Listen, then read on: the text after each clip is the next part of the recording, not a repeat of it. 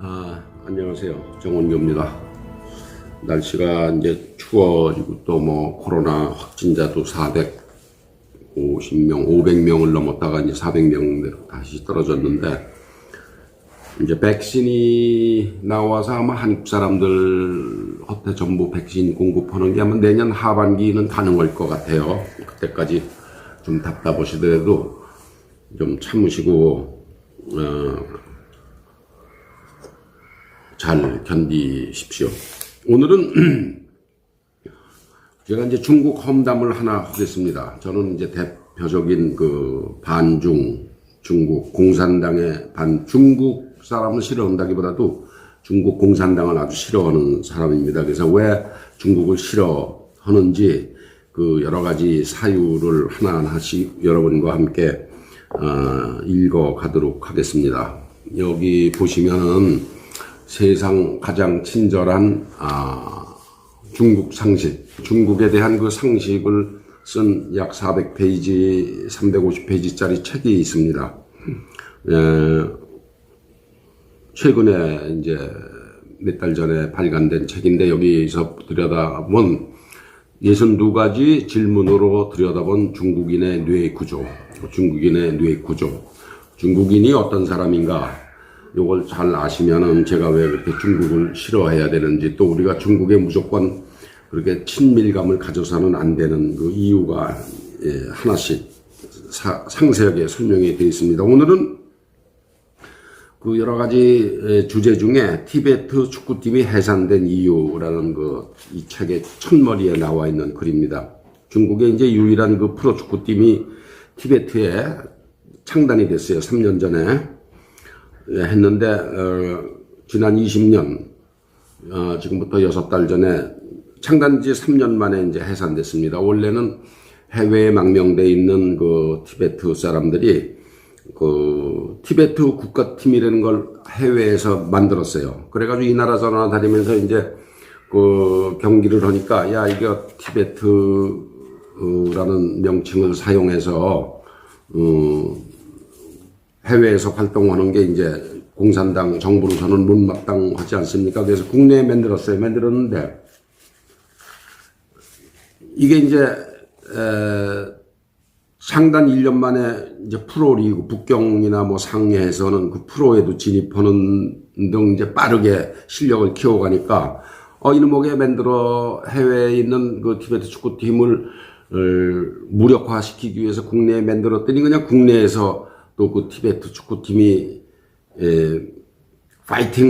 티베트 파이팅을 외치면서 빠르게 이제 인기를 얻어가니까 느닷없이 3년 만에 이제 축구팀을 해산했습니다.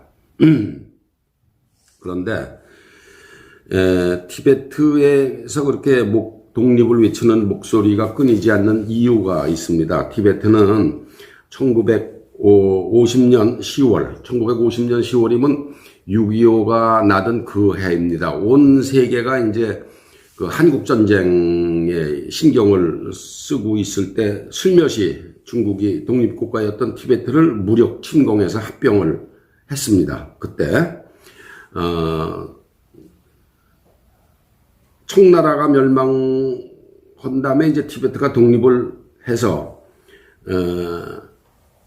독립국가로 출발을 했는데, 한국전쟁으로 전 세계가 그쪽에 정신 팔고 있는 틈을 타서 티베트를 먹어쳤어요. 1950년에. 그러니까 이제 티베트가 옛날에는 토번이라고 들어보셨을 겁니다. 토번이라는 그런 제국으로 이제 당나라도 위협을 했고, 그런 강대국이었었거든요.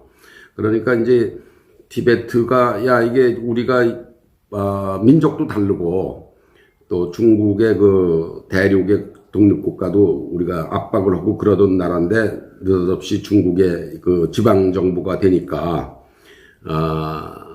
티베트인으로서는 당연히 이제 독립을 이제 주장하는 거죠.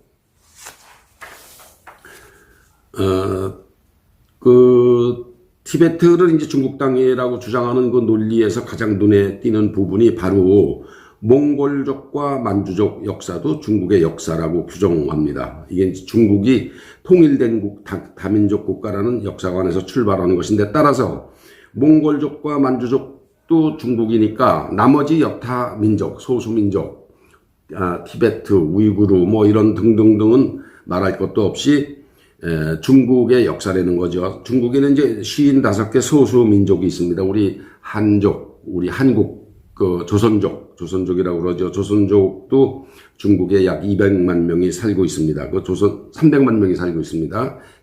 맨 위에 흑룡강성, 길림성, 요동성에 이제 조선족이 살고 있는데, 조선족도 이제 중국 사람입니다. 사실 우리는 뭐 조선족 그러니까 이게 한국 사람이 아니냐 이런 막연한 생각을 갖고 있는데, 이 중국 사람입니다. 엄연하게 한국말을 하는 중국 사람이죠.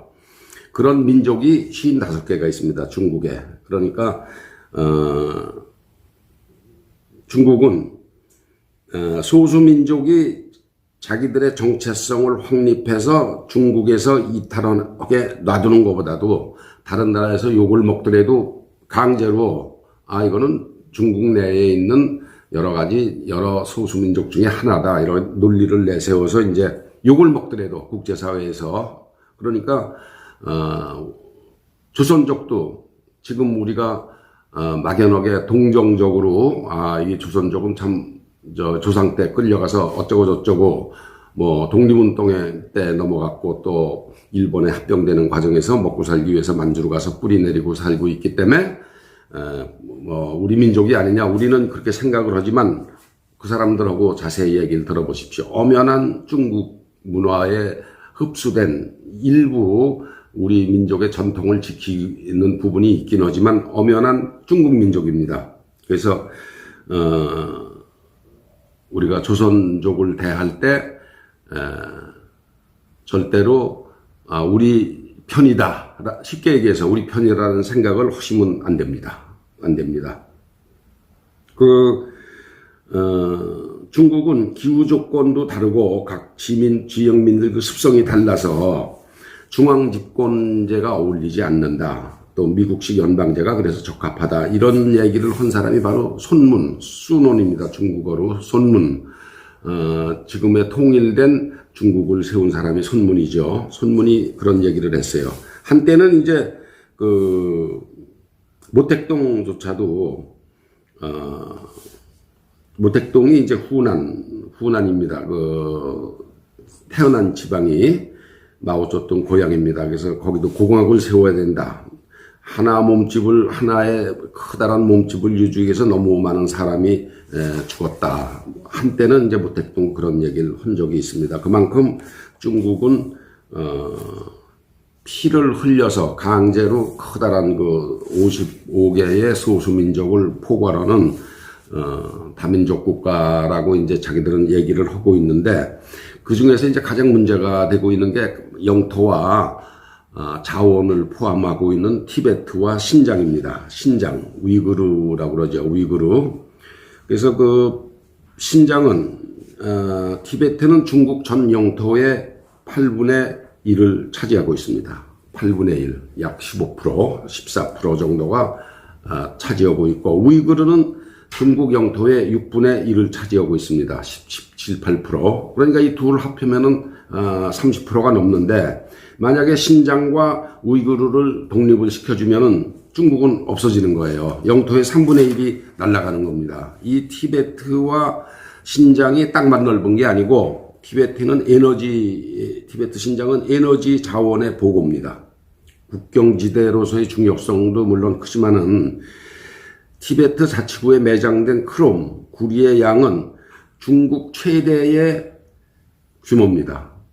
크롬과 구리는 이제 강철을 만드는 합금으로 사용될 수 있는 그런 아주 금속 중에서도 좀 비싼 금속이죠. 철광석, 금, 은, 칼륨, 석유, 가스 매장량도 풍부합니다. 티베트는.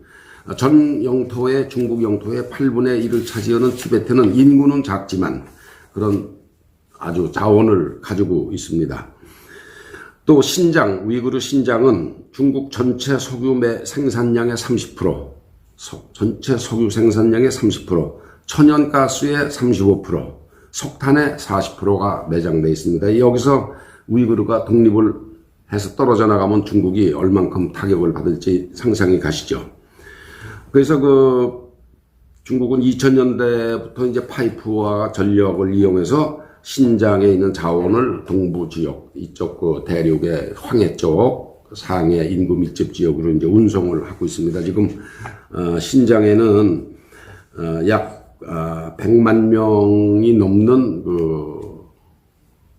캠프, 수용소가 설치되어 있습니다. 이제 독립을 막고자 강제로 이제 한족을 거기다 100만 명 이상 강제로 옮겨서 살게 하고 100만 명이 넘는 우이그르 사람을 강제로 캠프에 넣어서 이제 말하자면 교육을 시킨다, 이 사상 개조를 시킨다, 또 먹고 살 수 있는 기술도 가르쳐 준다고 얘기를 하지만 실제로 독립을 주장하는 우이그르 사람들을 강제로 이제 억누르고 있습니다. 지금 국제사회에 많은 무리가 무리를 제기하고 있는데 중국은 뭐 꿈쩍도 안 하죠. 그래서 이슬람 사원도 폐쇄하고 종교 지도자도 감시하고 뭐 지금은 신장 우이그르는 완전히 외국인 출입도 금지된 그런 지역으로 되어 있습니다. 중국 영토의 6분의 1을 차지하는 이 지역을 포기할 수가 없습니다. 중국 입장에서는 뭐 지가 그런 짓을 하기 때문에 중국을 우리가 경계해야 된다. 단순히 그런 거 아니고 거기서 더해서 중국이 똑같은 논리로 우리 한반도도 알길 뭐 우습게 하는 거죠. 자기 큰 땅덩이에 비하면은 한반도 정도는 쉽사리 이제 집어삼킬 수가 있는데 민족성이 뭐 과거 중국과 수십 차례에 걸친 전쟁 뭐 이런 걸 통해서 강력하게 저항을 해왔기 때문에 뭐 그렇게까지는 못하지만 지금 이북 보십시오. 이북 뭐 꼼짝 못하고 있잖아요. 거기 뭐 먹을 걸 다 매달리고 있으니까. 제가 중국을 경계해야 하는 이유, 중국인의 속성, 중국인의 뇌 구조 이런 거를 들어서 왜 우리가 중국을 경계해야 되고 친중이 왜 위험한가? 저같이 뭐 반중국 공산당입니다. 저는 하는 이유를 요 책을 읽어가면서 말씀을 드렸습니다. 다음 주에 또 뵙겠습니다.